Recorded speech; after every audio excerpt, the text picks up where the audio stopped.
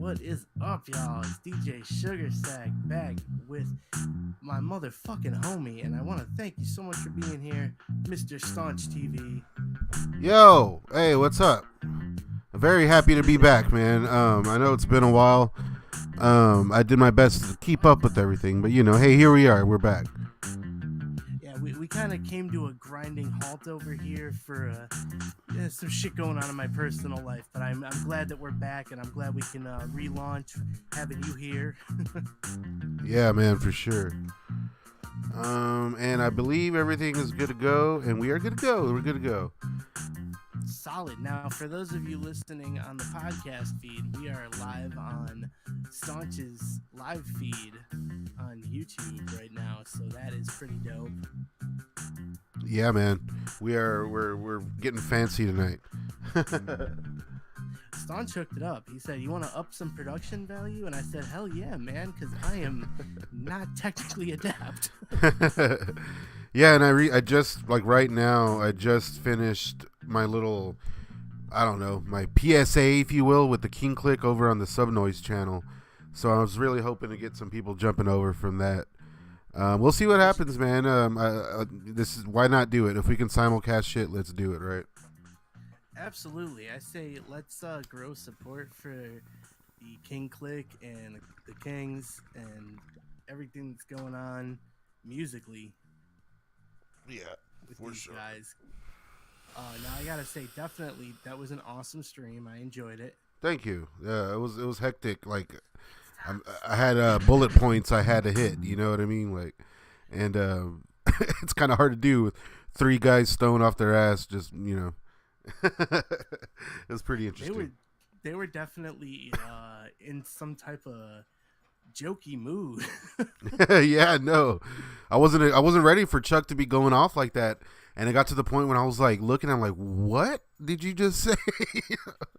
That fool's fucking funny. Well, I guess we'll see. I'm gonna hang out with those dudes in Houston on the 1st, so we'll see how that goes. I'm gonna be streaming from there too, so. Well, I am excited as shit because their tour is coming through, so I will be seeing them in just a few weeks. Oh, nice. Hell yeah. So we're all going to be able to fucking check them out. That's fucking awesome, man.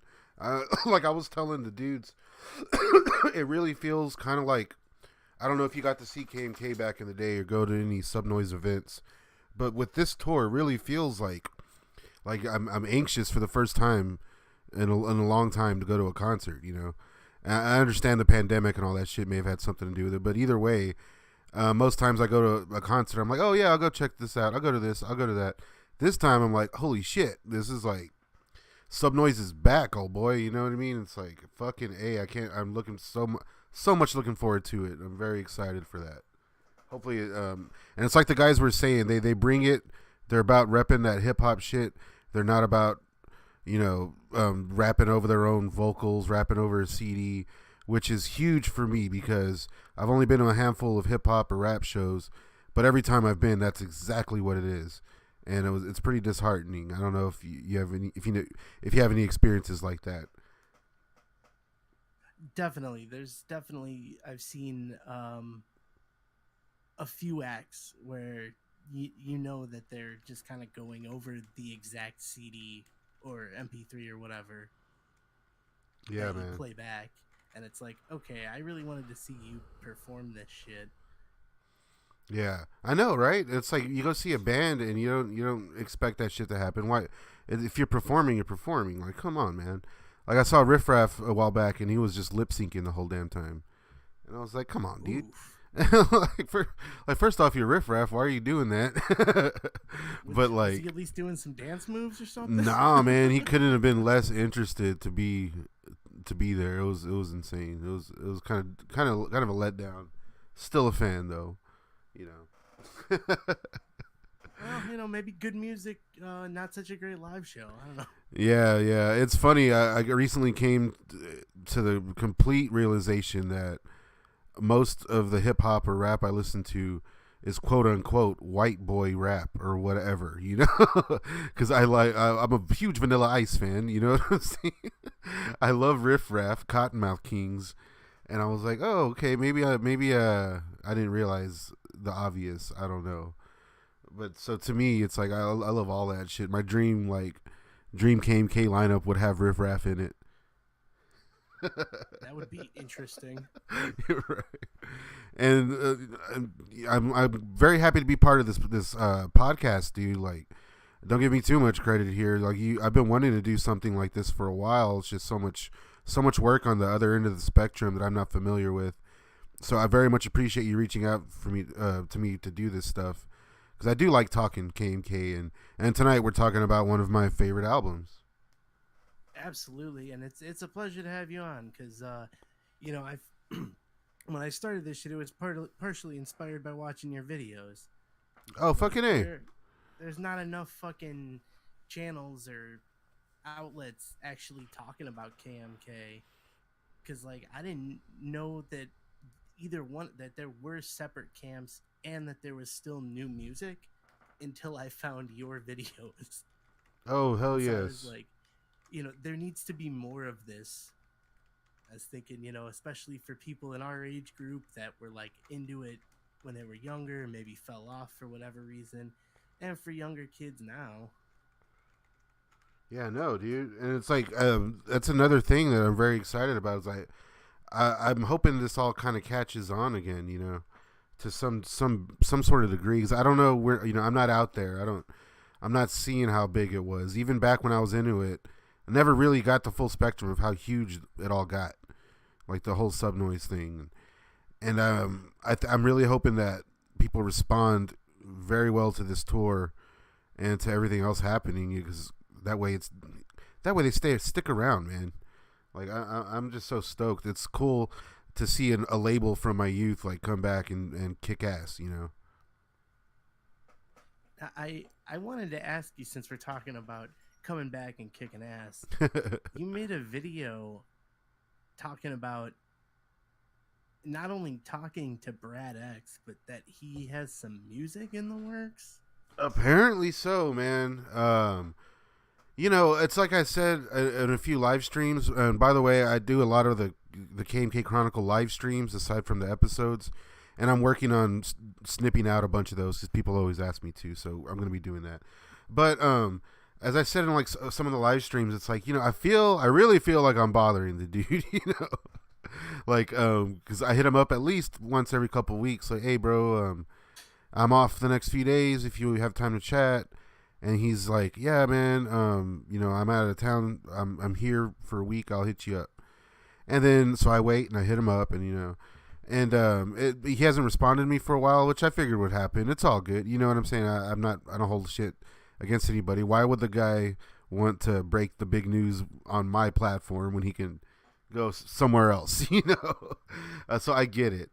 But luckily for me, man, he was able to, like, quote unquote confirm that he is indeed working on new music, and that's all I got out of him so far, is that he gave me the okay. He's like, I asked him, I said, do you mind if I tell people and show him these pictures of the studio and whatnot? He's like, yeah, go for it.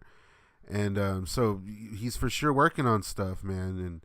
And this all started from a little rumor that got started from someone at a Dirtball show, and I got sent some screenshots, and Dirtball mentioned over a year ago working on music with Brad X. And I guess, now I don't know who he's working on it with. I know that Brad X is out there. I was also saying that Doug Carrion is still out there heavily. Like he's doing the podcast thing right now. I think there's a documentary coming out. I want to say he may have wrote a book or something. I don't know what happened. But Doug Carrion's out there, who's featured on Fire It Up like throughout the whole fucking thing, basically. The guy from Descendants and whatnot. So it's like, if all these dudes are out there and they're active and they're known to fuck with Brad X, and Brad X is known to bring the heat, it's like I'm very excited to hear what Brad X has to bring to the table now in 2022. I think it's going to be great. I think his solo album is like the best of the bunch, in my opinion. I'm very curious because obviously it's been, almost 10 years since he's put anything on wax. Yeah, it's been a long time. So, I mean, I don't doubt that he's still got, flow and whatever, but I'm just very curious to see where it's going to be at sonically. Just like hearing how, D-Loc sound changed and, King Click sound kind of evolved into what it is. Yeah, man. It's hard to really choose words when it's like this weird fracturing of a group and then like rebirth in separate ways. Such a weird. It's all very strange. Yeah, it is such a crazy story. That's the reason I started doing the whole Chronicles in the first place. I was just like, this is an interesting story, even if you're not into the band per se. It's like you start talking about it and you learn like the cast of characters and before you know it, like you're involved and you want to know how it's going to turn out, So I mean, I'm very intrigued by the whole thing. It's a very unique story in hip hop, the whole Subnoise Kottonmouth era. It's pretty crazy, and I think it's right up there. It's a part of California hip hop that is just as important as other parts, to say the least. It's just, it blows my mind thinking about how like big nowadays every act that was basically contemporaries in some way, shape, or form with KMK has gone on to like really big success. Like I'm thinking like 311, the reformation of Sublime, even like ICP.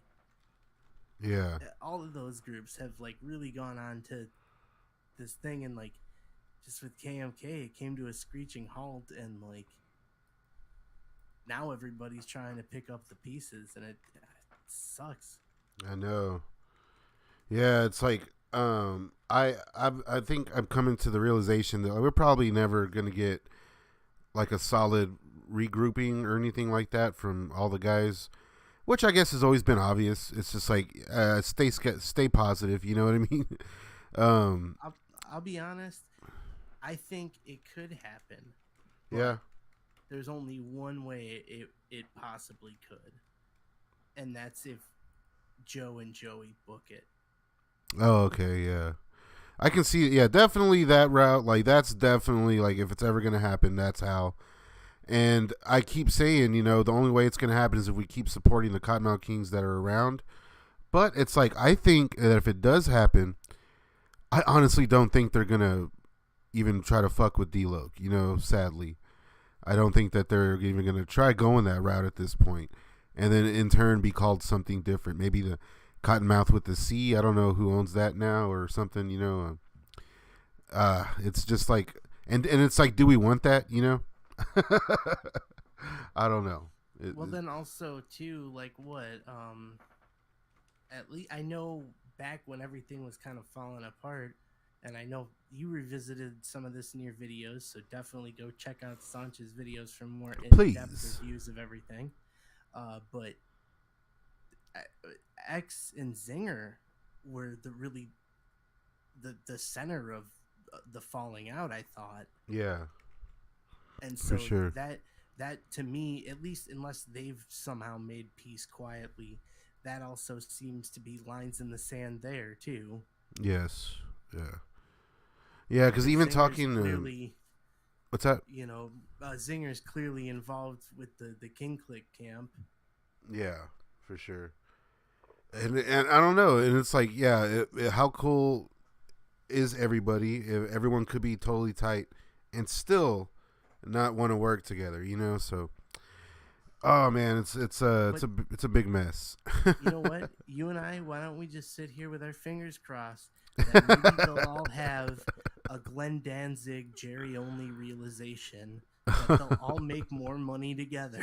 Yeah, I know, right? Even if they can't get along. And then they'll play like 2 shows nowhere near us. Yeah, that's how that'll go. 2 shows a year for 3 or 4 years at Coachella. Yeah. Yeah, good, fine, we'll take it. No shit. Go make that paper, boys. And it's crazy, dude. Because like I'm glad you hit me up to talk about Fire It Up, because like Aside from number 7 and Royal Highness, this was the other album that I basically played till the fucking CD didn't work anymore. Like with the DVD that came with it as well.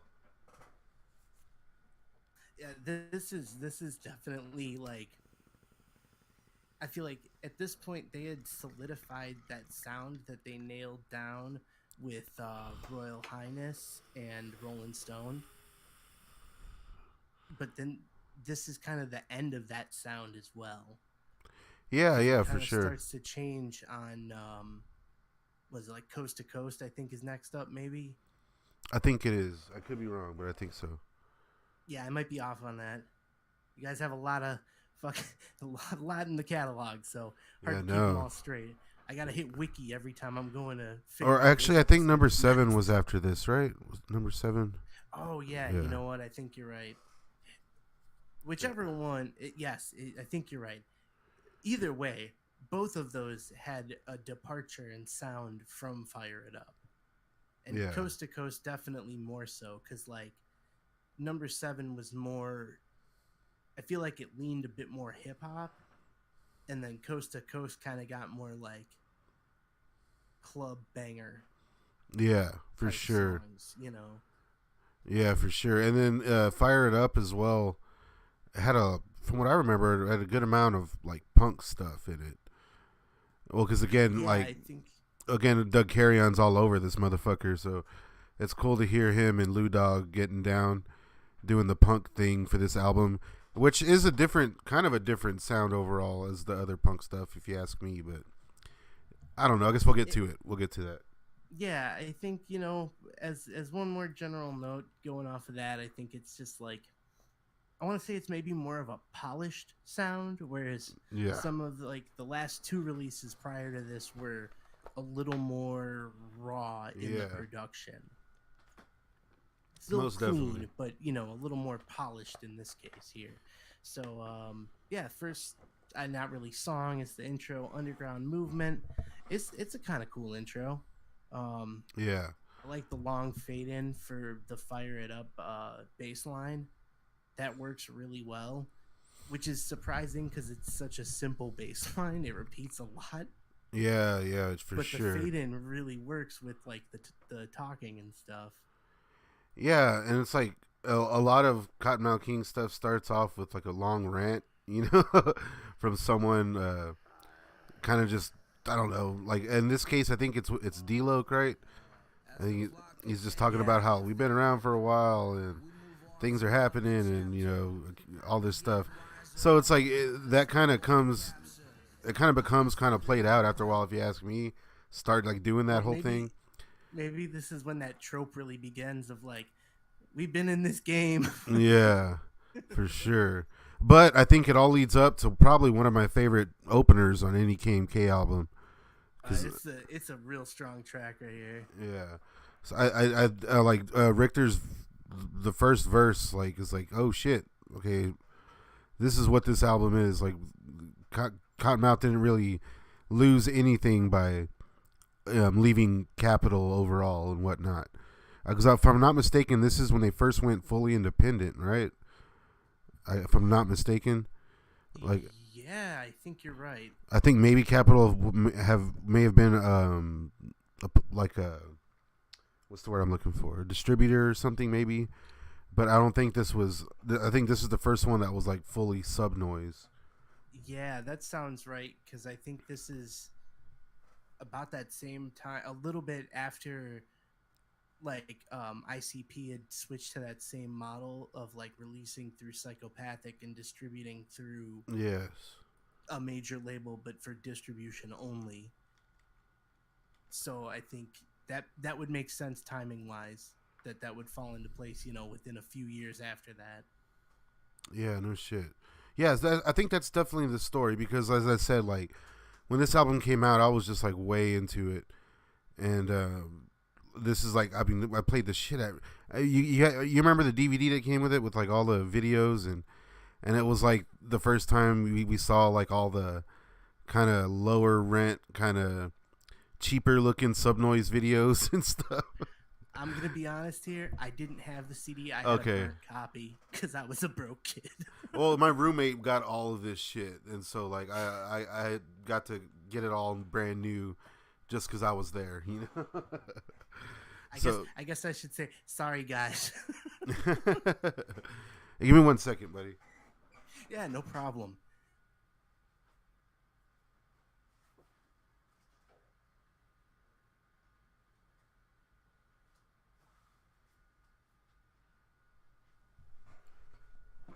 All right, sorry. Um, No problem. Unlike the live stream, I've got the magic of editing on my end. yeah, for sure. We have a few people watching here from what it looks like. Right on. Well, thank you all for joining. Yeah, let's see. We have. Let me show some love. What's the where they can find you on all platforms, right? Yeah, all the podcast platforms, Spotify, Apple Podcasts. Those are the main ones I could think of. Yeah, If and there's another one, find us on Twitter and let me know. I'll make sure it's there. and yeah, man, and I'm hopefully we'll be doing some more in the future. So everyone, this is a cool way to keep things going, you know. Absolutely. We just wanna we're here. DJ Sugarsack from the Kottonmouth Cast. I'm here to help build up some hype Hell around yes. KMK and the Kottonmouth movement that we all love and supported. And it's time to bring it on back. So Yeah. And I also love that they throw shade at High Times in this song. oh yeah, for real. It's the How Come High Times magazine that one, right? I love that. Yeah. Yeah, that shit is funny. I also really like the way this track ends. With it leads into the next track when they say legalize freedom. Like I always liked how that it just takes that turn at the end of the song, because like you know what? Yeah, they do a lot to really make the album kind of really flow cohesively. Yeah, for sure. Especially this one. Like this one, basically, you get a little bit of everything in the first like 5 tracks. You get like the hard, straightforward hip hop. You get like a club track, you know. And this, I guess, the whole thing. There's a kind of an overall straight up vibe to it where everything seems cohesive. There's not one track in this album that really feels off. I guess, I think there is one. I guess we'll get to that. But I like how they tried to tell a story with this album that you can like listen to the album and look at the cover and kind of be like, oh, this is like what a reference to that, or this is something that's happening in this. Like the cover art almost comes to life, and like it's almost like a comic book or something. That's the way I've always looked at this album. I definitely love the cover. Yeah, the cover is really iconic, man. This is a fucking classic Kottonmouth Kings cover, an underrated one. The artwork is great on that. I would love to see that on like a full size vinyl print. I know, motherfuckers. I know Cleopatra just put out Long Live the Kings and something else. I haven't got my copies yet, but God, I wish Subnoise would like match Cleopatra, you know? Like everything that every time Cleopatra puts something out, Subnoise puts out a Kottonmouth vinyl as well, something they own. Because that would be so sweet. Right? I'm going to say they released so much shit. They couldn't have signed all of it over. I don't think so, dude. There's got to be something that... There's got to be... I mean... Like, I don't think they own... all the first album stuff, like, 50 times. Which is why there's, like, 8 different versions of each song. Yeah. So, like, there's got to be some of that stuff, too. And as far as like, I just want to know what albums Cleopatra is able to put out, you know, because it's so like, what the fuck. I know that they can't put out anything that was put out by Capitol, which is those first 3, I believe. So that's Royal Highness. Was it Hidden Stash, and then High Society? Yeah. I think those are the ones that they're not allowed to touch. But it's like, I don't. If Cleopatra puts Fire It Up on vinyl. They're going to be one of my favorite record labels, as opposed to one of my least favorite. Because, oh shit, the only thing I like about Cleopatra is they put Kottonmouth Kings vinyl out. I mean, at least they're releasing it. Yeah, I know, right? At least they're putting it out there, putting physical copies in people's hands that I've always wanted the shit. So you were bringing up "Legalized Freedom" as our next track. I'm gonna say this one for me falls a little short because, like, literally, it's a short song. It kind of seems like it's just not a full idea. It's Like like maybe it almost was like rushed or filler. something. It's like it almost seems like a one of those filler tracks. Like it, Yeah, it seems like they had the start of a song and they're like, "Hey, good enough." yeah.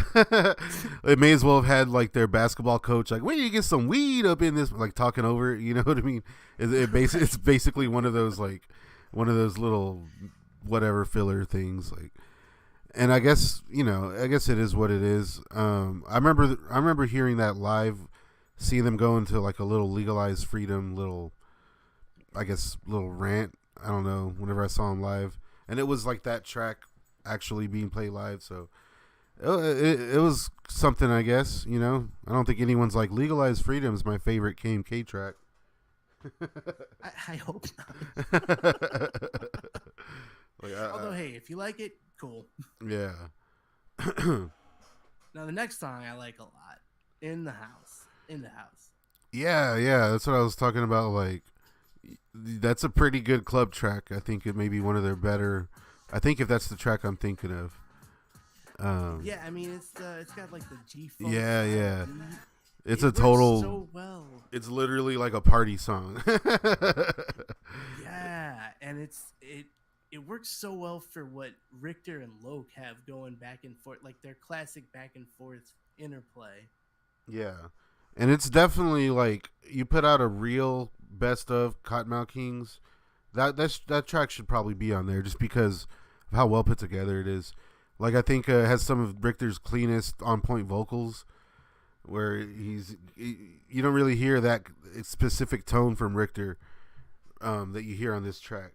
I don't know if that's just something I've noticed or what, but he seems to really being a little more soulful here than normal, and really, like you said, that mixed with the G funk, mixed with the straight up like they're saying that this is a Kottonmouth party, it really brings on like you're getting set, you're already settled into the album, but like now you're partying. But at this point, you done lit up the joint and you're hanging. And I think it's a pretty damn good track myself. Like I said, a real best of this track will be on it. I'm gonna agree. I think this would make the best of. I think trying to remember back and contextualize 2004. I'm remembering the world of hip hop was like Nelly and 50 Cent. Yeah. So like this was kind of a cool revivalist style track for like OG style hip hop at that time. For sure, yeah. And that's something that Kottonmouth Kings never got really any credit for. Is they do ever since the beginning. They've been fucking with that G funk kind of party vibe for a lot of their tracks, and that's something I definitely like to see again. I think like King Click messed around a little bit with that. That was nice to see. Yeah, I mean, I get some of the like I'm getting like some Sugar Hill Gang Yeah, vibes. You know what I'm saying? for sure. And it's nice that they actually embrace the kind of goofiness that goes along with it. Yeah, for sure. Like they know, they know we're all here to have a good time. Right? Yeah, it's just we're all here to have fun. And like that with I think that's another thing the album cover gives off pretty well is like this is gonna be an overall good time, like the color palette and everything. And then you look down there and you see like the crackheads and stuff, and it's like oh shit. And then you see like the grimy aspect down there at the bottom. So I think the album cover really does kind of tell you the story of what kind of album this is because this album does get pretty dark later on. Definitely. It takes kind of a turn. But hold on, you're getting ahead of us. Yeah, and sorry, man. Give me one more second. Yeah, no worries.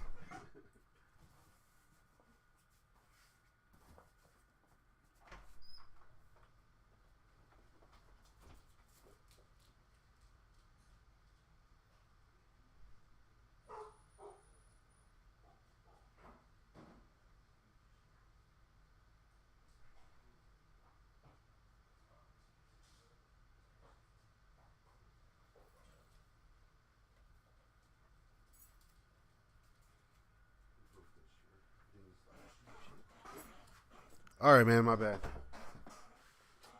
All good. Yeah, I was getting ahead of myself. My bad. No worries. Let's see. The next song, Bring It On. I love the hook on this one. Oh, I know. Yeah, I always kind of put this track up there with what the hell am I thinking of? It'll come to me in a second, but I always thought that this one was definitely like kind of like the tightest some of the tightest shit that they've ever put out as an actual group, where it's like, okay, this is a group of people. This is not like no one really seemed to have their egos in this track or nothing. Not that they do, you know what I mean, but it really comes across. Yeah. Like that's what I've always gotten from it. It reminds me a lot of. I always put it up there with Sleepers. That's what it is, where it's like. You know what? That's a really good comparison. It's like on that level. Because this is really definitely very stylistically different from pretty much most of what they do. Yeah, no shit. But they do it well when they do it. I fucking love this track when he says, got my own fucking song on my cellular phone. Yeah, and it's got that very, very, what's it called? Memorable, but probably completely irrelevant sounding ringtone now. Yeah. Where like people our age go like, oh my God, I remember when cell phones sounded like that. But like you'd play that for a kid now and they'd be like, what's that weird synth? Oh yeah. Yeah, no shit. And it's I remember like that was like such a baller ass line back then. I was like, damn, that's a fucking tight. You got your own song on your phone. That who has that doesn't happen, you know. If this is 2004. It's like, and then a year later that was like it was an easy thing to do. And in case there's any kids listening now, back then a phone was a thing that like flipped open and it weighed about 2 pounds. Yeah. Hey, and they no, go talk ahead. about megapixels now. I think back then there was just 1 pixel. No shit. Bobby Walters down here says he has Royal Highness on vinyl. I know Royal Highness, like everything got put on vinyl, all those early albums, and that was actually put out by Capitol, and they're pretty fucking hard to find. I have a single. I have the Nightlife single, I believe it is, and the Freaks of the Industry on it. So like all that stuff's pretty rare. That was actually put out by Capitol. One more time. I'm gonna have going through my Discogs want list. What was that? I said, shit, y'all gonna have me going through my Discogs want list. Oh yeah, I've been watching for a copy for a while. One popped up for $400 last year. Ooh. Yeah, no shit, dude. You're telling me. I'm about to do a trade for one. I have 2 copies of the Freaks of the Industry Suburban Life single, and I'm about to trade one of those for Hidden Stash 2 on vinyl. So that's pretty sweet. I'm very excited on that move. Shout out to For the Record, by the way. Anybody out there listening should just hook this man up with some KMK vinyl. He's obviously dedicated. Think of it as a donation to his channel. Yes, anyone wants to donate old KMK merch, I have become a collector. I'm sure he would even reimburse you for the shipping. Yeah, for sure. I'll pay for the shipping. Hey, one more time, my man. Can you let everyone know your name and where to find you and all that kind of good stuff? People are asking here. Absolutely. Yeah, no, this is DJ Sugarsack, and I run the Kottonmouth Kast. You can find us on every podcast platform that I know of, and if we're not there, then it's probably not a good podcast platform. Damn straight. I'm also on Twitter, Kottonmouth Kast. Pretty easy to find. That's with a K. Yeah. The other KMK. And yeah, we're doing a little simulcast here on the channel. Whoever wants to jump on, people are popping in and out, but we'll get right along to it. We'll get back to it. Yeah, and I appreciate everyone popping in, and this is turned out to be a really fun time. Yeah, for sure. So next up is Outcast. Now you were talking about some of that punk stuff. Here's where it starts really kicking in. Yeah, man. And it's like I love the I way they love do Lou it. Dog. I love anything Lou Dog has his feet and toes and everything in. But I've got to say, dude, this is some of the worst. This is some of the worst like punk stuff I think that they've put out. It just sounds so clean, so polished, so not punk. You know what I mean, to say the least. I I think that's kind of what we were touching on before with that. This just has a more polished sound than they had really been producing prior. Yes, for sure. Although I was thinking when I was hearing this that much like we were talking about how KMK doesn't get enough credit for what they did musically, thinking about where we are with like trap metal, I think stuff like this was really ahead of its time. Oh yeah, I know, right? Trap metal. It's kind of like I think I what would be comparable to that right now. Like I want to say like for this audience, Dropout Kings or something. But Oh man. I know what you're talking about. I can't name any bands or anything. Well, it's unique in the same way that, quote, rip hop was at that time. Like, it's a very specific thing. So I don't know how much you can draw comparisons outside of that. That's a good one with the Dropout Kings, but yeah.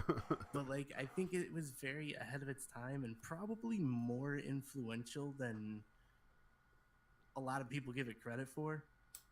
Yeah, no shit. For sure. Like, I guess that goes with a lot of like we were saying last time as well. They dip their toes into a lot of different genres, but really try to stick with like the punk stuff. And now that you brought it up, like yeah, you do hear a lot of G-funk stuff popping up in their albums, but the punk rock aspect of it is like I always wondered how many people actually liked it. Because if you didn't see if you didn't see them on tour with a full band, and they still do the punk rock stuff, it's a little silly, you know. I mean, it always sounded good, except for like you're saying when it was overproduced. Yeah, Like it is. on a record, It's just a bit too clean. Like if they would have done it raw, and that Outcast seems like I can almost hear like 4 or 5 other songs, you know, like that different. I could see that generic punk riff or whatever. It's like, yeah, yeah, like you were saying last time you were on. This definitely qualifies as neener. yeah, neener kakapoopoo punk rock. Yeah, that's what I always call it. Now, you would mention the DVD. This is the music video I definitely remember. They're running around Japan. Oh, okay. Is this for Outcast? Yeah. Damn, I don't remember that one. No, honestly. Now I'm gonna give them a lot of credit again for being way ahead of their time because their music video is just them running around Japan, acting like tattooed white people running around Japan. That's the gag, right? This was years before Logan Paul. Years before Logan Paul. Years. Yeah. Sorry, man. Get my dog in here. Aw, dogs are awesome. I want a dog. A cat. Oh, man. I made a mistake and got a dog, and she doesn't stop growing. Yeah. Okay. Sorry. No, I don't remember that video, man. But I mean, I have images popping up in my head of what you're talking about, but it's definitely been a while because that is not ringing any bells. That sounds about right, though. 'Cause like I said, at this point, we're no longer getting high production, like high society type era music videos. We're at handheld, a guy filming with a camera, no lighting, no budget. You know what I mean? All the videos that came out this era. So it's like that sounds totally right. But honestly, I'm going to go ahead and give them credit again for being ahead of their time. Yeah. Because they were basically doing vlogs before that was a thing. Oh, okay, I got you. Yeah, I see what you're saying. Like really what some of those videos they released were. They were like a kind of like, tour diaries and some music videos. Yeah. It's basically like a vlog channel of a rapper nowadays. No shit. Yeah, for sure. Yeah, I didn't think of it like that. That is pretty, man. And even like the DVDs and shit they're putting out, I feel like they nailed those. Like most of the time, they fucking nailed it. Like the one that they put out for this album was just literally music videos, but it was also like a cool way to see. Like, I think the first time I heard a lot of groups like Last Laugh and other things was from this DVD. So it's like that's another thing that they're doing. I wouldn't say ahead of their time, but they're definitely doing it perfectly. And then like featuring solo tracks at the end of the album and stuff. Like, I mean, they're really going for it, man. It was pretty fun to hear those back and have the exact promos as they were recorded going over like King Spade dropping summer 2004. You're like, the following okay. is a track from Daddy X, Organic Soul. Yeah, I love that shit. So, Angry Youth. This is I love the track on this one. The hook on this track. Yeah, this is like this one I always kind of put up there with what's the track the fuck everybody who said I couldn't rap, y'all kick it, that what's that track called? I know what you're talking about. I can't remember the name of the track though. Yeah, I don't remember, but I always thought that track was similar to this one. And I guess structurally, you know what I mean? It goes from like a punk rock to a little drain, and then you get like the hip hop part, you know, and then it goes back, and then I always kind of, for whatever reason, put that track right up there with that. I can't remember the name of that fucking track, but you know what I'm talking about. Yeah, I know the track. I just can't remember the fucking name. Yeah, me neither. Yeah, this one, I think they really nail it with the way they go to the double time for the hooks. Oh, yeah. Like, I think that just knocks it out of the fucking park, because then they don't have to, like, granted, they're not getting the live drums in the same way, but it gives that same kind of punk energy. For sure. And if they're going to be doing, like, the punk thing, I'd much rather them mix it up than just have a straightforward punk song, because it just doesn't work for me. Hot take, and this is getting far beyond the scope of this podcast anyway, but I'd argue that punk is more of a mindset than a genre, and that there could be artists that are way more punk that like never have a guitar or, you know, acoustic drums or anything. Yeah, for sure. Especially nowadays and shit. I do agree. But it's like, I don't know. It's, I guess, growing up with like the street punk and the oi and whatnot, and then hearing this, it's like all my favorite parts of KMK really had nothing to do with their punk stuff. You know what I mean? So I'm a bit biased when it comes to it. I do agree. I do that's think. fair. I think it definitely does exist as a style of music as well. Or a genre, you know, but yeah, I think that's never really been the highlight of KMK's thing. It's always been like kind of like, oh shit, they do that too? Cool. Oh, move it. Sorry, man, my dog's going crazy. Move it.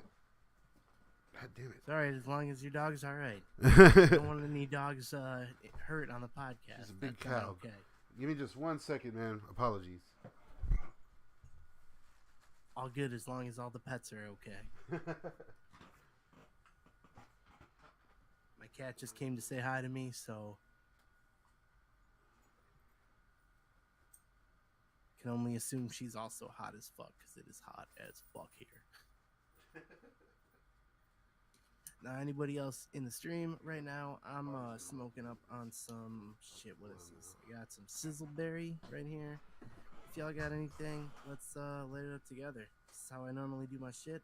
I take a couple hits while I'm rolling through it. So fuck it, let's get high, y'all.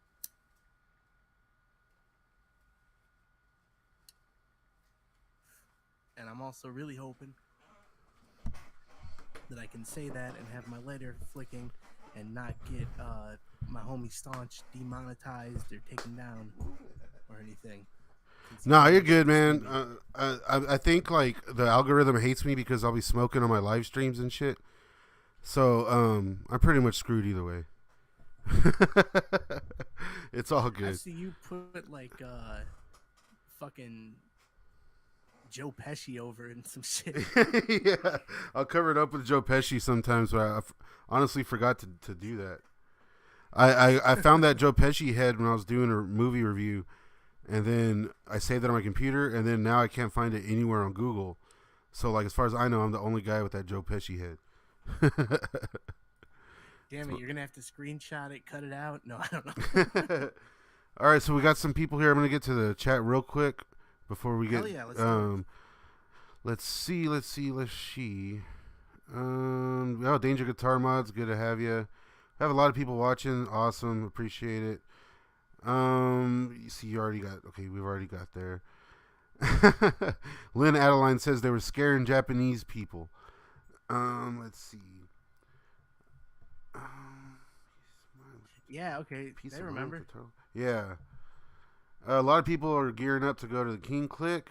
I don't know if everyone watching got to see just a few moments ago where I got to talk to the King Click, or they got to talk to me and talk over me, but it was fun anyways. But that should be up soon on my channel as well. I was gonna say, don't sell yourself short. They had the opportunity to be hosted by Yeah. TV. Yeah, it was a lot of fun, man. There was a bit of a lag. It was just a little weird. Hopefully they have me back. The Sub Noise crew's been very nice to me. Okay. Everyone's just kind of hanging out. There's really nothing to talk about here in the chat. Someone said Joe Pesci NFT.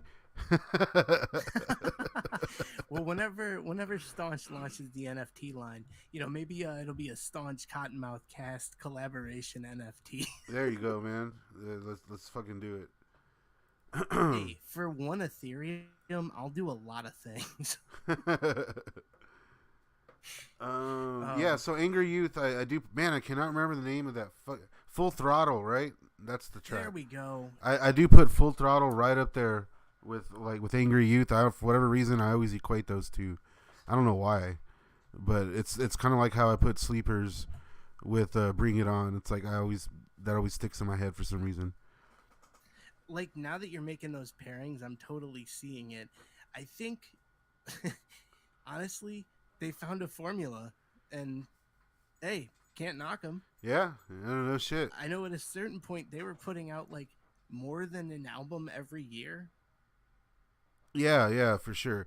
They would do like an album and then whatever hidden stash or whatever, and then it straight up got to the point where those albums, yeah, like 2-3 albums coming out, like, and I feel like it'd be like 8 to 10 months, and it'd be a new yeah. one. I know when I was with my Kevin Zinger interview, he mentioned that, and he's like, he was trying to tell the guys like, hey, let's slow it down, let's make them special again, instead of just putting like album after album out. It's starting to get a little derivative. I remember thinking that. Well, yeah, because I mean, especially when your whole thing is like, being pro pod. Yeah. Which, hey, great attitude to have, and there's a lot to be said there. I'm not saying that at all. But I am saying it can be limiting when you're trying to push out that much content. For sure, yeah. Week after week, or, year after year, I guess. And it's like we got more albums and a smaller lineup, It's like, oh, shit. I feel like maybe they would have extended their touring life a bit more. Yeah, no shit.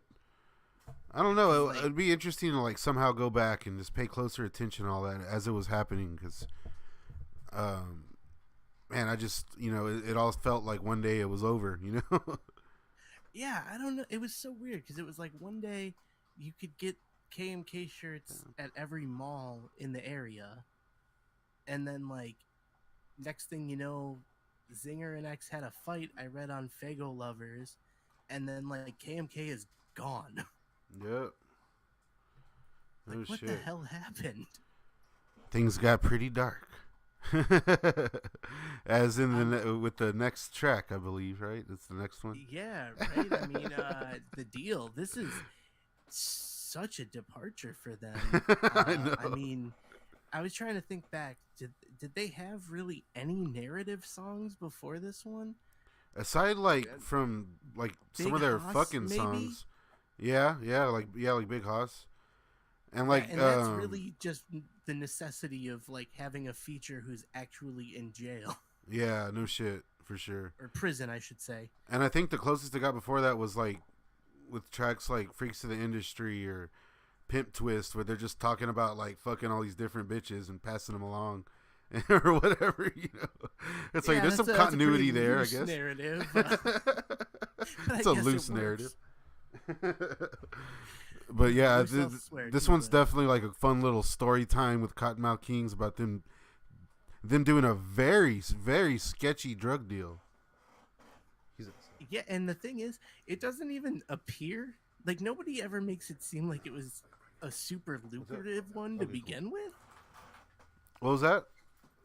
Nobody ever makes it seem like it's a particularly lucrative deal Oh, I to know. begin with. Yeah.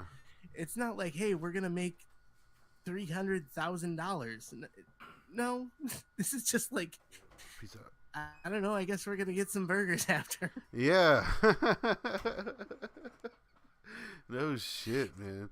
And it's Because like, yeah, all the other details are like, why are you guys agreeing to this? There's several of you. Didn't one of you stop and go, hey, whoa, what? yeah, like you don't know anyone else with the bubble or whatever it was they were looking for in that track. It's like, good God, man. It puts things into perspective. Like, like nowadays, how it'd be a track about going to the dispensary or something. Well, I don't know. I know you're in Texas. Things pretty tight out there. Oh, out here, it's still very much like that's why this is one of my favorite tracks. The deal, like you're either gonna get someone pull up to your house in a very loud car, or go to the wrong side of town. Still, that's how things are out here. It's daunting.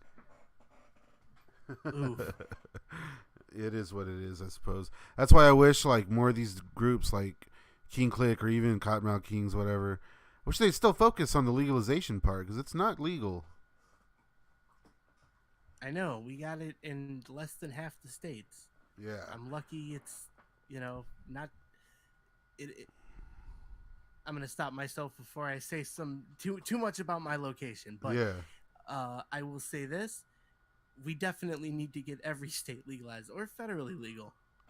I know. Yeah. Federal. I mean, decriminalize it, and we'll all be okay. Like just shit. I mean, that's all we can ask for, really. Make it okay to grow a few plants at home, and we're good. I think that's all they really got to do. Yeah, nobody's expecting mandatory marijuana. But Yeah. if you pass it, I won't complain. For sure. But if we can avoid the deal, then Yeah. that's that's preferred. Yeah. And it leads really well into the next track, going with the whole seamlessly flowing together as an album. Because "Who's the Criminal" is surprisingly poignant political commentary still to this day. Yeah, for real. That's one thing I thought was cool that they used it. They did in this album was more of their like protest type political stuff. It's kind of has like a corporate Avengery type feel, and I think it goes like you said. It plays perfectly after the deal, and with "Who's the Criminal," I think it's like a pretty iconic little hook to it too. You got the gun, I got a plant. Yeah. And I remember like that being like a big thing, like that you get patches that have quotes from this song, and it was definitely a statement. Like that's something too that the Cottonmouth Kings was pretty well known for. It was these like anthem type tunes. That is such a marketable fucking hook. Yep, I It know, still right? is. Yeah, I'm not gonna say one of those guys should go trademark the phrase, but I think I just did. So, yeah, and it's like it feels almost like the track was like a leftover from High Society. Like not the recording, but like maybe the song itself. Like I feel like that song could have played perfectly on High Society, done in that style as well. Yeah, and maybe they might have gone about the whole process by like writing a ton of songs, like most artists, having Hmm. leftovers and then returning to them later.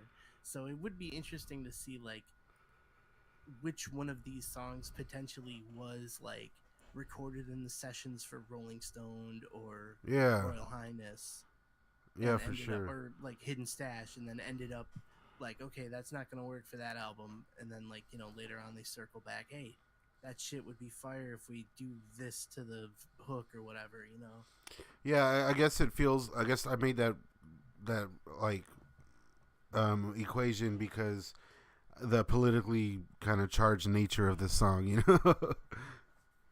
Definitely. Well, it seems like they always rightfully put one really charged up social political Yeah. track in. Obviously, it went a little harder on like Royal Highness. Oh yeah, yeah, for sure. Like they used to be way And like all about it. oh yeah, with like the Corporate Avenger and Taxman, Yeah. all that. Now, Eye of the Storm is interesting, honestly, just from the perspective of it being a musical interlude. Oh yeah, yeah. It totally Which has like the listening, has that stony vibrations guy. yeah, listening back, I just kept thinking to myself, the idea of a musical interlude seems so dated now. I know, right? Like what are you gonna who's gonna listen to him on Spotify or whatever? Yeah, that's kind of the eyes that you frame it through nowadays. Though it's like, Yeah. dude, you've already got me listening. Don't make me listen to fucking 45 seconds of nothing. For sure, yeah. Back when it made sense, I guess, because you're more likely listening to the whole album during a smoke session or something. So it didn't matter back then. Yeah, when And you were playing it on the CD player is one thing, but yeah, it's just like, yeah, wow, that's such a dated concept. It's very antiquated now. for sure. And it's like, and And I then love also how thinking like, it feels like they put that interlude in because like it's about it got dark again after this. It's like this album is kind of weird. It goes to some strange places. It's very weird. it is, because you're right. Bad Habits is a very, very interesting song. Yeah, another greatest hits track for sure. Talk about like self defeatist, no solution to the problem attitude. No shit. I love how in King Click in the new track, Richter says he beat his demons and all that and whatnot, and then he's like, "You can go and listen to Bad Habits, basically, if you need to know what I'm talking about or whatever." So it was cool that he referenced that. Like I know Bad Habits is a fan favorite for sure. I like the song, and I think part of it's just that I'm an old fucking man now. Surprise, but uh, there's definitely an element of fucking pity party going on in this song. Oh yeah, for sure.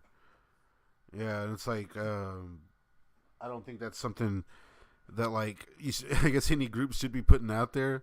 But the fact that they did and they were like honest about it, at least, it's like, well, Yeah, shit. no, I mean, I'm not gonna knock them for Yeah, it, because I will say, I'll give them credit. I appreciate the cautionary tale element of it. I think it's really, how do I say it? It's just, it's strange that they include weed here. oh yeah, that is kind of weird, huh? I never thought I about think that.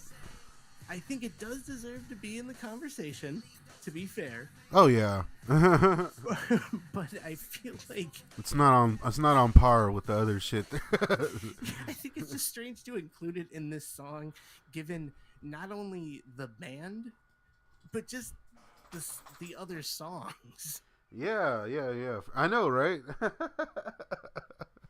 That's funny. I never thought about that. That's fucking hilarious. It's like mixed messages, guys. What album was this supposed to be on? Oh, goddamn. But at the same time, because the other problem with this track is like, at no point is anybody like, I should probably work on myself. Yeah. Oh, It's most just like, definitely. I guess I'm just gonna keep doing it. Yeah, it's definitely it's crazy because it's like a catchy song too. Like it's one of the catchier songs on this album. Is like it's almost like a I don't know, like a kid's little folk rhyme or something.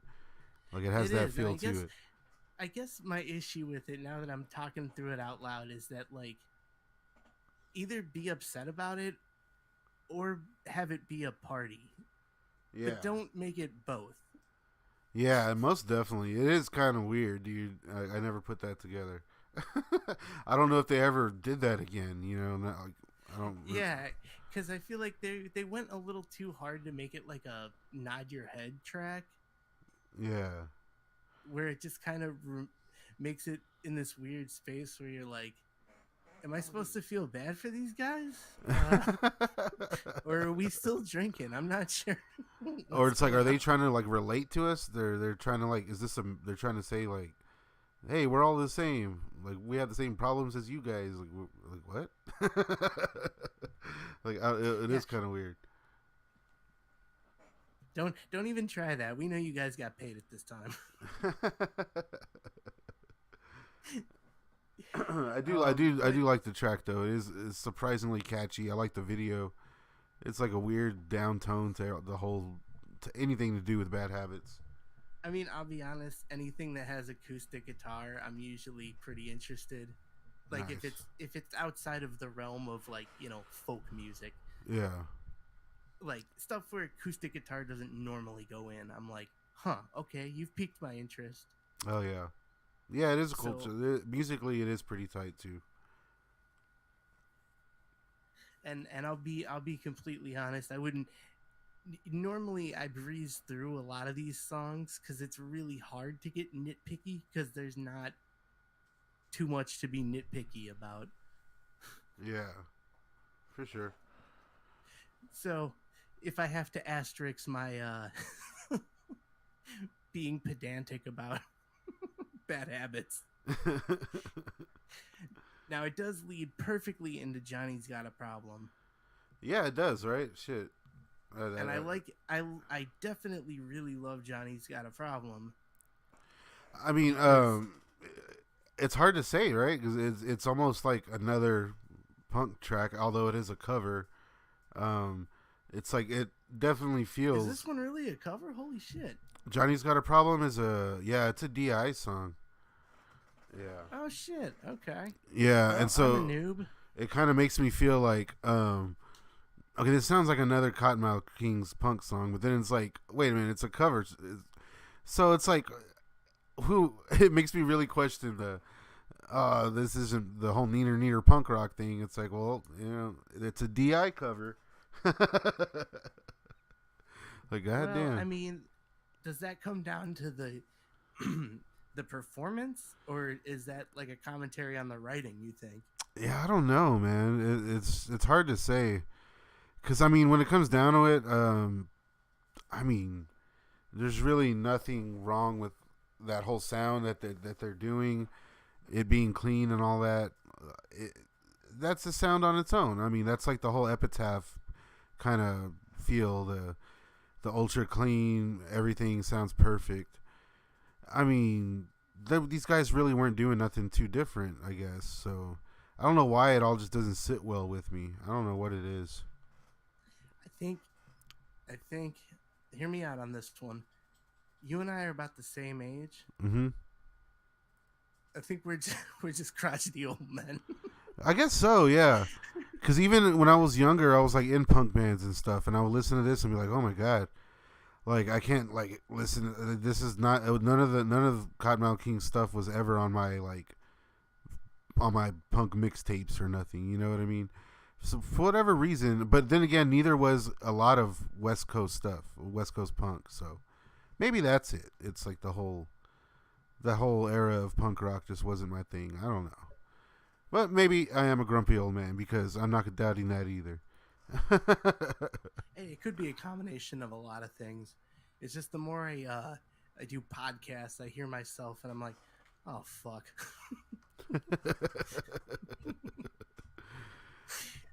But anyway. And it's like we like Doug Carrion, like of course he's doing all the punk guitars or whatever, and he did a lot of bass nearly on all the tracks. It's fucking insane.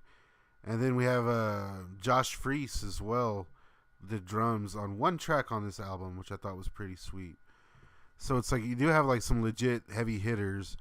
You have like members of Descendants, members of the Vandals on this album doing the punk stuff. So it's legit, as legit's gonna get, you know, as if they're doing that sound. So and with Brad X, I mean, and then Lou, it's pretty crazy. I just wish the punk stuff was better. It feels so by the numbers, to say the least. And that's not really counting just the DI track, because honestly, they did a good job on this track on Johnny's Got a Problem. You know, maybe they were trying to do too much. Like, if you know what I mean by that. Yeah. I can see what you're saying. Maybe they were being too ambitious about how to fuse hip-hop and punk. Yeah. And I was thinking maybe they weren't on a major label anymore. They're independent. Maybe it's cheaper to record punk music than produce beats and shit. I don't know. Well, I also remember hearing some video about Bobby B talking about how him and Lou Dog would basically figure out the like tempo changes. Okay, yeah, I remember seeing something like that, yeah. And that just makes me think like, okay, Bobby B and what's his name? God damn it, Kuma. Oh yeah, Kuma guy. They over there working on MPCs, right? And I don't know, you know anything about studio works? Mixing those in is all basically in the box, versus your acoustic instruments, which you'll probably get straight off the amp or whatever. It seems like it'd be easier to end up with a mix that leans towards whatever like the MPC is putting out. You know what I mean? Okay. Yeah. Huh. Because it was definitely a lot more, you know, technologically limited back in the early 2000s. Fucking Ableton wasn't around yet. Yeah.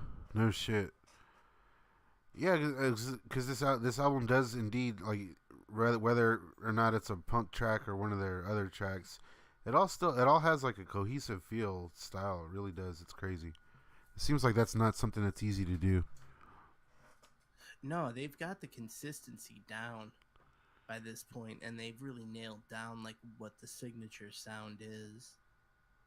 For sure. And I think it's cool that they did a cover track on this album, because like from the beginning, KMK's been fucking with cover tracks, you know. I would love to hear them do a cover of some like real classic roots reggae.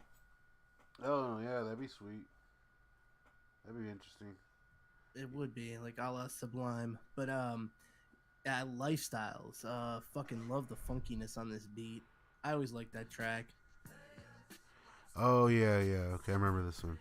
Yeah, it's another one. Like this one seems like another almost nearly iconic track. Like I keep using that word, but it's like all the hooks in this album really do work. They're just like immediately you know exactly what kind of track, what kind of song you're listening to. And I think that as far as like hook power, like I don't know, I think this album's very strong in that department. It's like this track right here. Yeah, go ahead. You saying that is making me think, holy shit, you're right. They got super hooky on this album, and that's not a bad thing. For sure. Because it really defined a lot of the fucking songs that we love as, you know, fans. Yeah. For sure. And Jesus, it's like they were doing the TikTok thing with music before that was a thing. Can we get these guys paid for what they did? Fuck. I know, right? Shit. They don't even own their music now. God damn it. Yeah, I wonder if this one's gonna pop up on vinyl at any point. And it's funny because like I was talking earlier, I said I don't know if there's any fucking tracks on this, and there's totally a track called "Let's Fuck." Which, boy, oh boy, I will tell you, I'm fine if I don't hear this one again.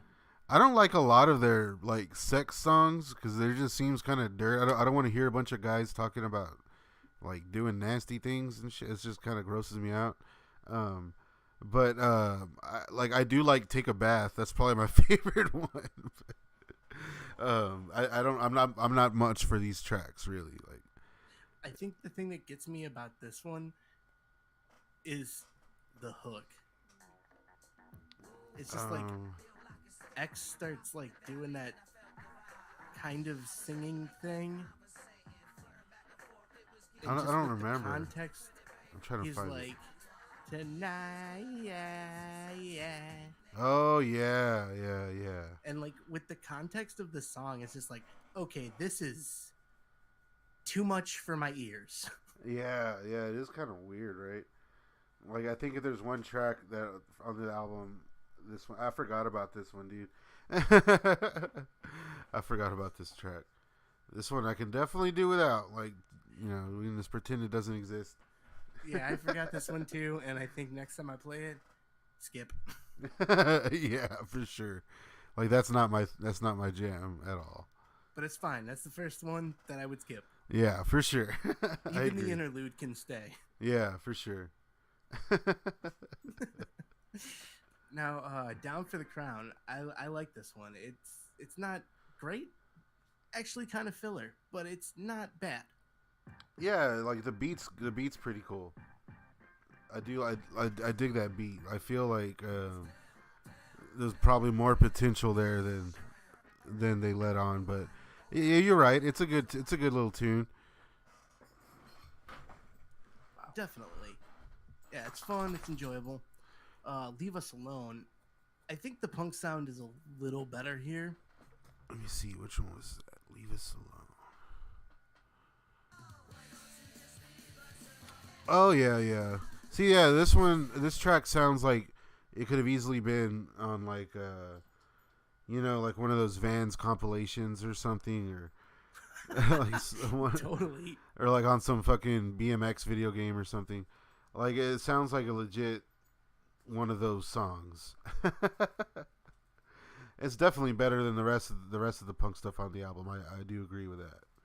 Yeah, I think this one screams like fucking CKY video or something. I don't know. Oh yeah, I can see that.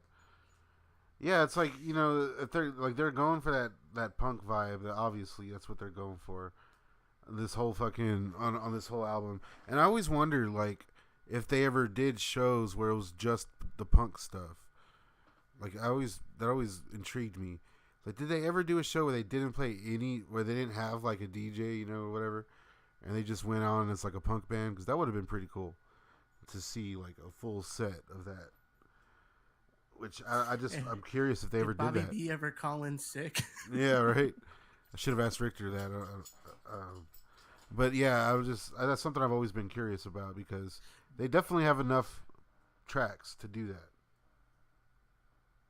Yeah, I think they could pull it off. It would be interesting.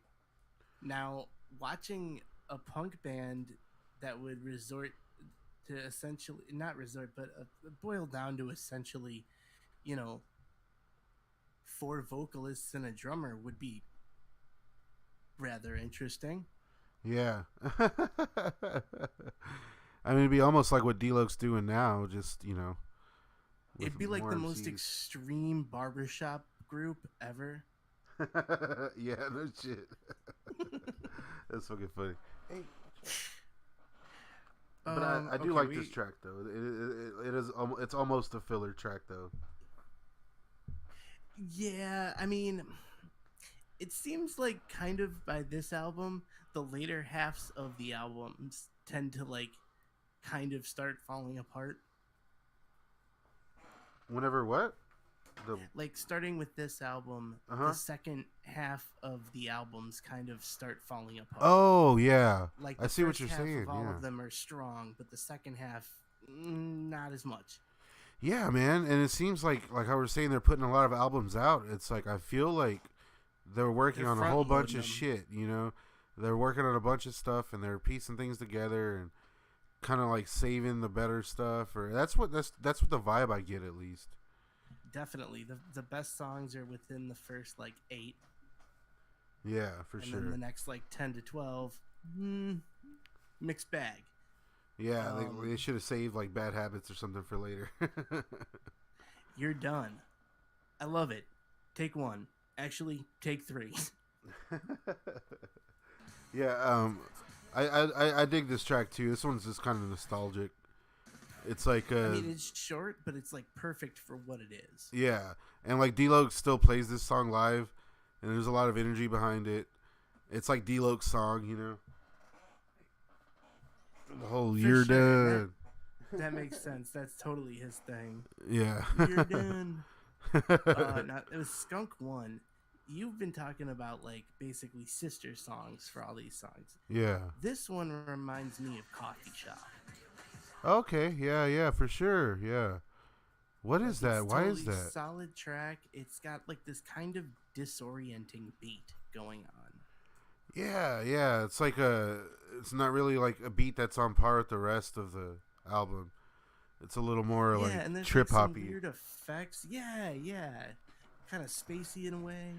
Yeah, that is true. I guess it makes like Skunk One and other tracks like that. I do feel like they stand out, and it's oh man, I'm drawing a blank, but I can think of another one too.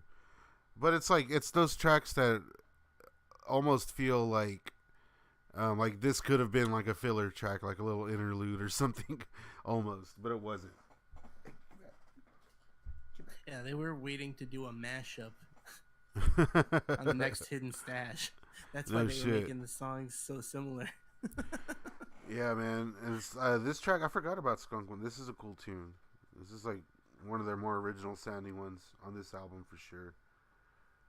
Definitely. And I also love that they call Skunk One Pepe Le Pew. I didn't catch that. That's hilarious. And it's one of those lines I'm just like, okay, that's great. And I think earlier I was talking about how like Richter was singing a little more soulful and like clearer or whatnot and different register. I think that really comes across. If I'm not mistaken, it's the next track, "Live Today." That's where he does like the whole chorus, right?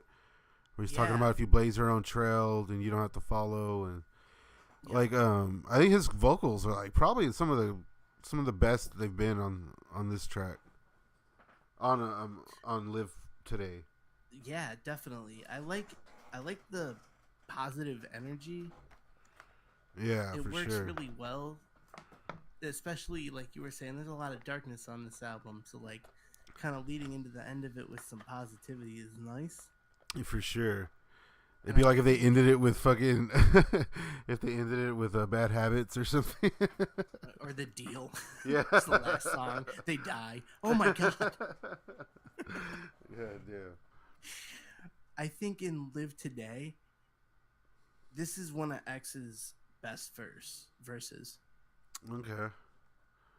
I'm trying to remember exactly how it goes. There is a shorty. It's like a 8 or a 12, but it's like one of the strongest ones I think I can remember him ever like doing on one of the records. I've been thinking of doing that, just going over like some of Brad's like better or best verses or whatever, because there really is some good ones out there.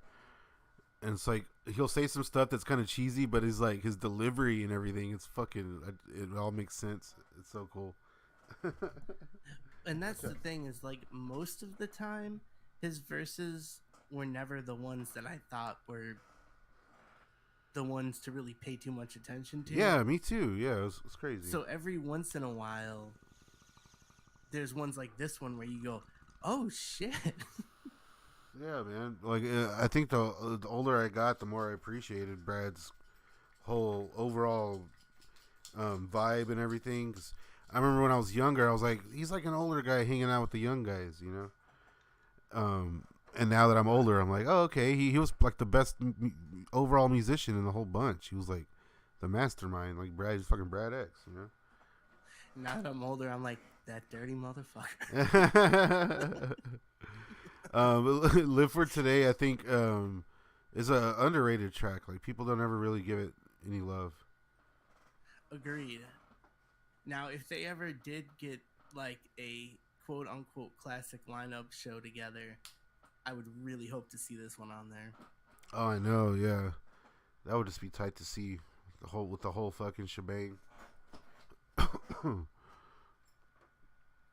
Fucking, let's see, Rip the Night Away, which I didn't bother making notes for High Riders or whichever the name of the one from Daddy X's album was. Oh, right. So, like, this is technically the last track, right? Yeah. I was going to say, I remember the same thing. Once you hear the coming soon from blah, blah, then, like, the album's over. Yeah. It sounds like a used car commercial. Yeah. Like, oh. And it's like, I do like Hondas. that Brad X track is tight. That Get Up. I do like that one. Yeah, it's got some interesting like reggae elements going on in it and stuff. Yeah, and it's like he was really going for that commercial sound too. And it sounded great, I thought. It's too bad it didn't go beyond the already existing audience. Yeah, for sure. And as far as like last final tracks or whatever, I think like this is really the only time in the whole album that they do this sound, the kind of reggae stony vibe stuff. There wasn't much of that in this album. They kind of made a departure from it. Although I think that this is very similar to the name of the last song on Rolling Stone. Oh, yeah, that long ass track. Yeah, where it's like the sitting around the campfire. There's Yeah. a very similar vibe going on here with Rip the Night Away. Yeah, so it's like you were saying, maybe they found a formula and they were trying to keep things familiar because they're going through some changes and whatnot behind the scenes. And so they put this together. It seems to make sense. Yeah, and I mean, it works because the majority of the songs are pretty solid. Yeah.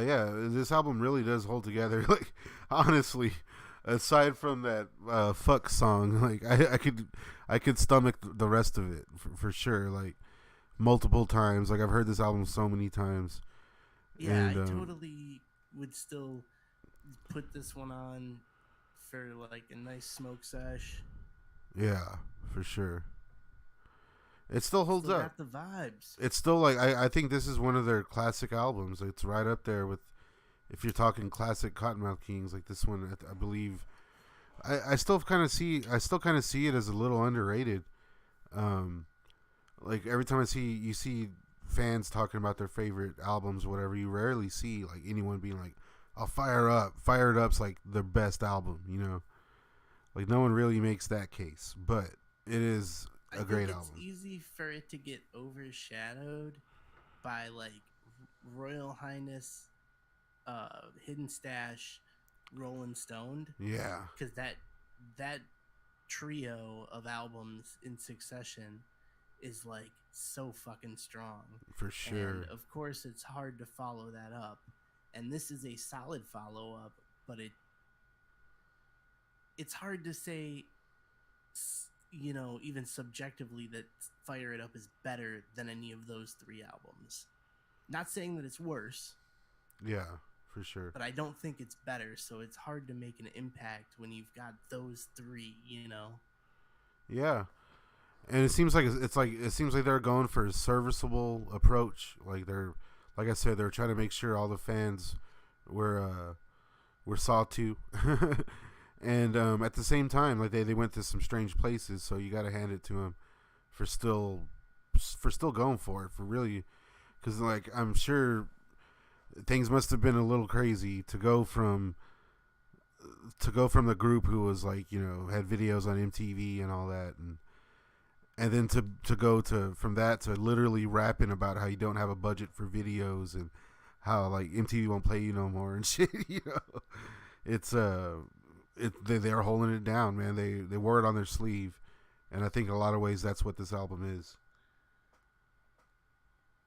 And you know, it's a testament to them forging on as a band and Yep.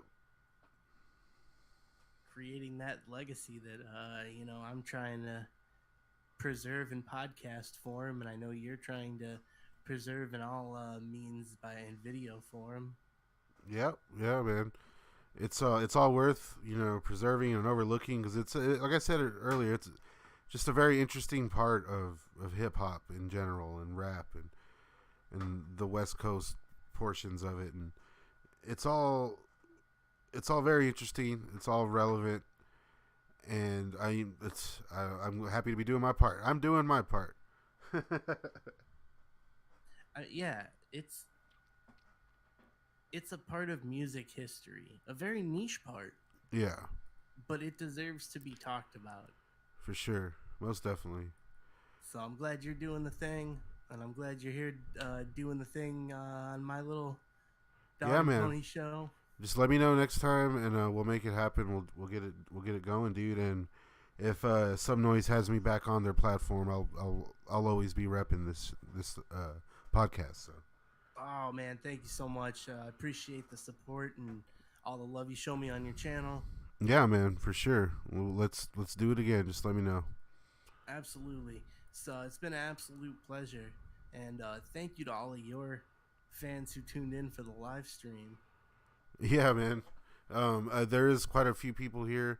We're gonna be signing off and whatnot, but thanks, Staunch Gang, for watching. Everyone, go and follow K&K Kast on all platforms. That's Kottonmouth Kast with a K.